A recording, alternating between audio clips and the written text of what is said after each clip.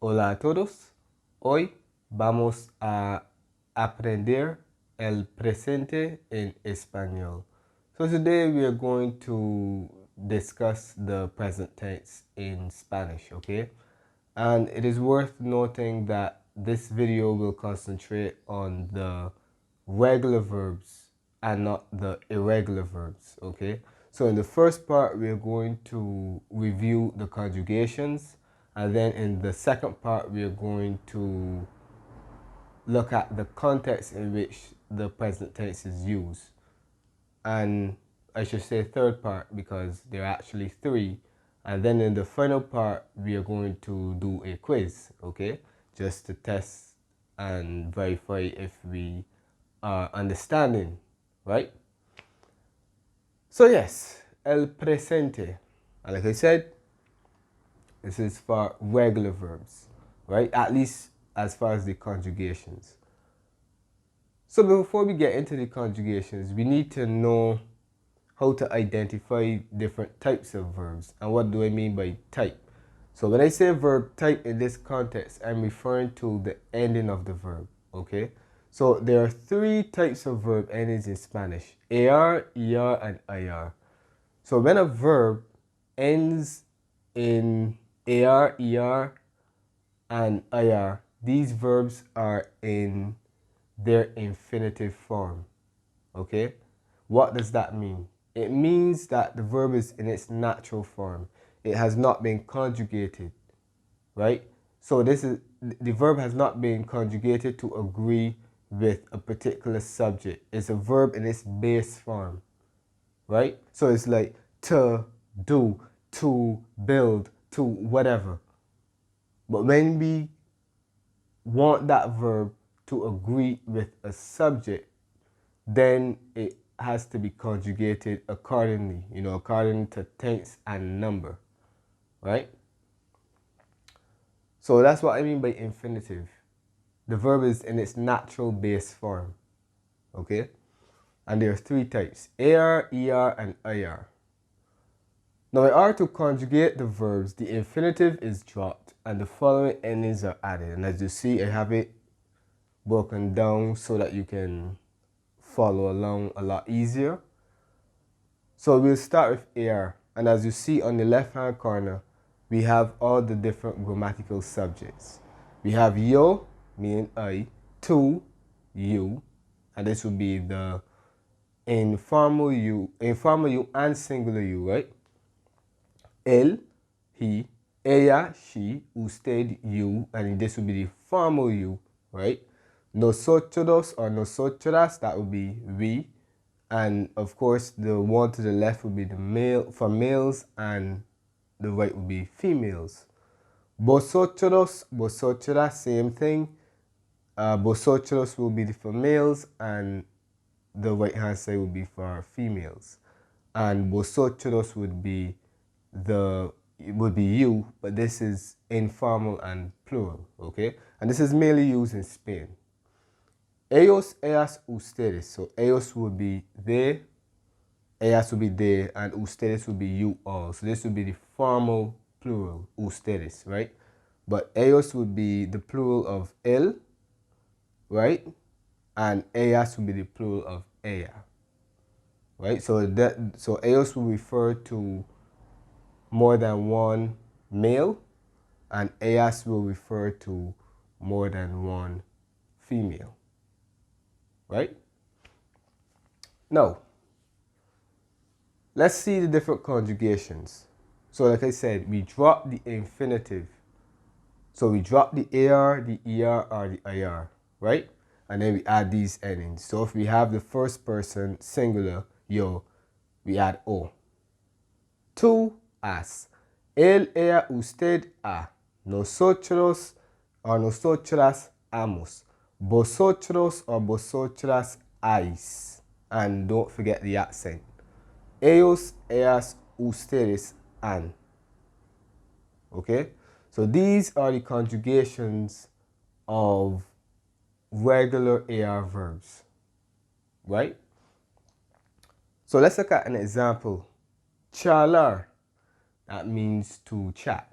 So the first thing we do, we eliminate the infinitive, right? So we get Charles, and then we would add the endings based on the subject, okay? So, yo, Charlo, I chat.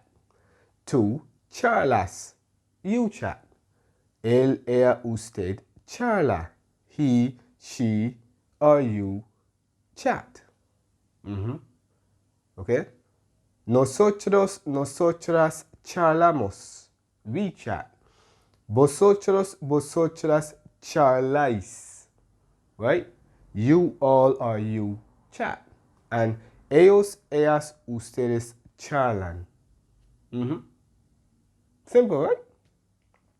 Yeah. ER verbs. Alright?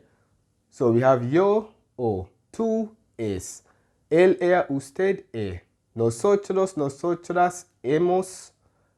Vosotros, vosotras, eis. And once again, you need your accent. Hoy, ellos, ellas, ustedes, en. Okay? Good. Beber, that means to drink. So we remove the infinitive and we get bib, right? So yo bebo, I drink. Tú bebes, you drink. Él, ella, usted bebe. He, she, you drink. Nosotros, nosotras bebemos, we drink. Vosotros, vosotras bebéis, okay? You drink. And ellos, ellas, ustedes beben. Right? So they or you drink. Good. IR verbs. Now IR verbs are going to be conjugated very similarly to ER verbs. There are only two differences in reality. So IR verbs. Yo, o. Tú, es. Él, ella, usted, nosotros, nosotras, imos. Vosotros, vosotras, is. And once again, you need the accent. And ellos, ellas, ustedes, en. So an example of a verb, vivir, to live. So we remove the infinitive and we get bib. Right? Yo vivo, I live. Tú vives, you live. Él, ella, usted vive. He, she, you live. Nosotros, nosotras vivimos. We live. Vosotros, vosotras vivís. You live. And ellos, ellas, ustedes viven. They, you all live. Okay? So these are the conjugations that we have in the present tense of regular verbs. Alright?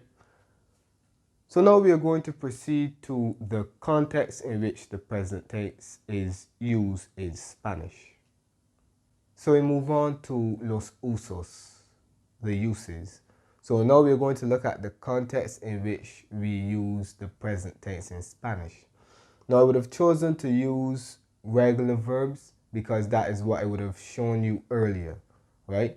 But I could have used irregular verbs because this part is just focusing on context rather than conjugation. But it's best to keep everything, it's best to use regular verbs because that is what we would have that's what we just did, right? So yeah.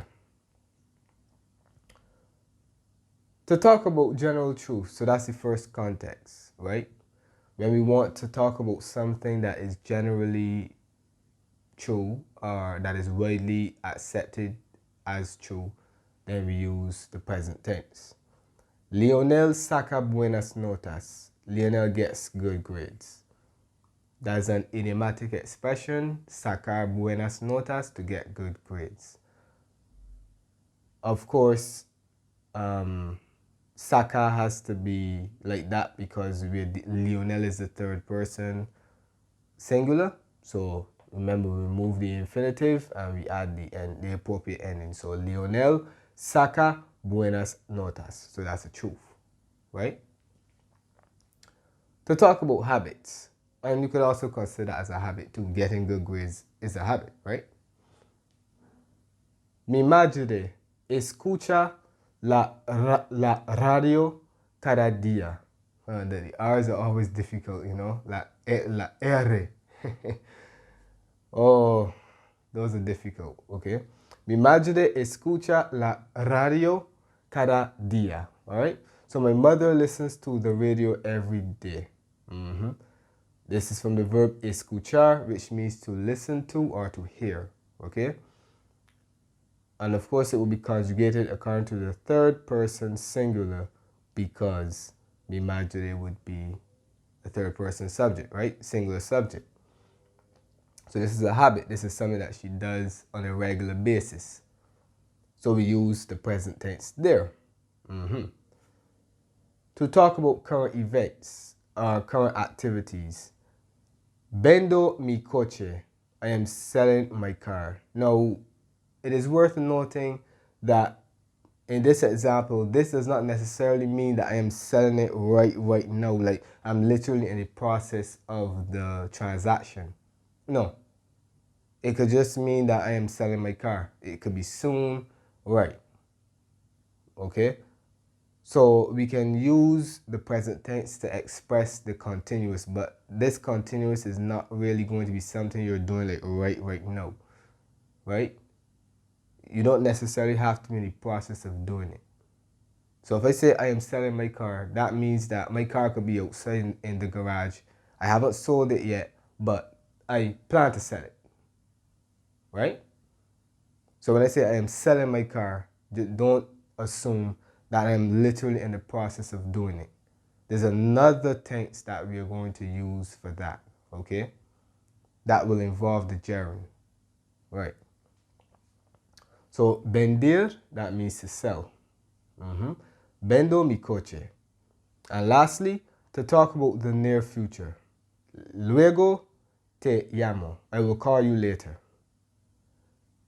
So when we want to talk about future events, and when I say future, I mean like in the near future, right?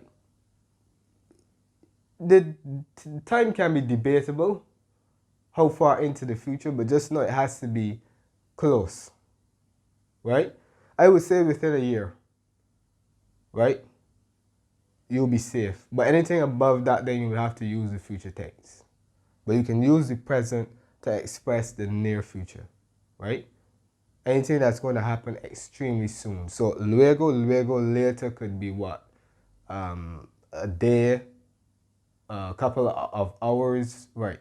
But it has to be soon, right? Otherwise, we would have to use the future tense, right?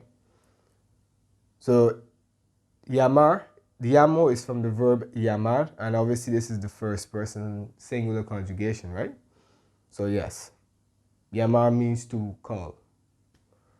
All right?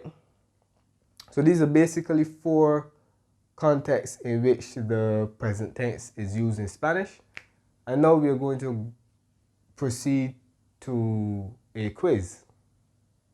Okay, so we have reached the end. And of course, as I said before, we will end with a quiz. Now you have to conjugate the verbs in the brackets accordingly. Of course, this means according to the present tense. Now you have to look at the verb in the brackets and then conjugate it in the present tense based on the subject. Okay? So remember, we remove the infinitive ending and then we add the appropriate endings, right? Based on the subject. So number 1, nosotros blank mucha agua. Tomar. So how will we conjugate that? Tomamos. Yes. Tomamos. Because we remove the ending AR and then we add amos because it's nosotros, right? So what this is saying is that we drink a lot of water. Very good. 2, Jorge muy bien. We have cantar. That would be canta. Canta. And that means Jorge sings very well. Once again, remove the infinitive and then we add a because it is the third person singular.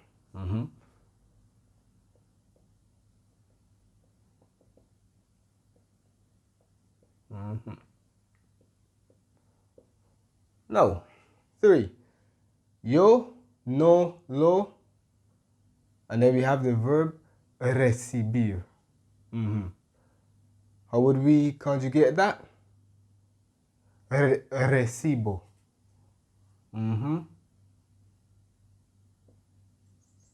Why? Because it's an IR verb, we drop the IR ending and then we add O because we're talking about the first person singular.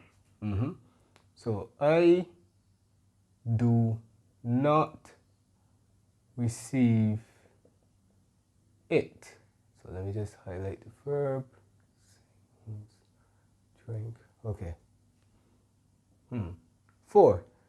Tú blank la ventana. Tú abres. Once again, you drop the infinitive ending IR and then you add es because we're talking about the second person singular.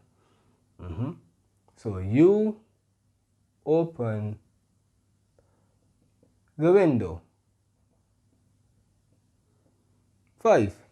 Sergio y Susana blank francés. Aprender. How we conjugate that? Aprenden. Why aprenden? Because we have a third person plural subject, right? Sergio y Susana. We drop the ER ending, okay? And then we add EN. So we have aprenden. So Sergio and Susana learn French. Or you could say are learning French. Yeah. 6. El perro blank el pavo. We have the verb comer.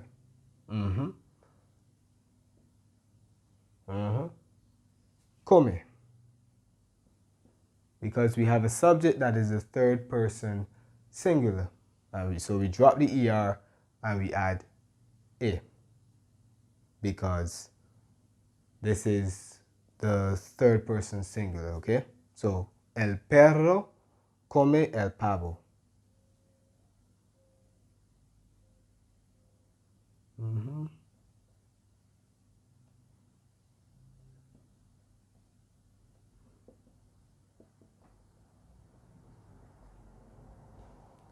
Ok. Eso es todo por hoy. Espero que ustedes hayan entendido este tema. Muchas gracias por ver y hasta luego.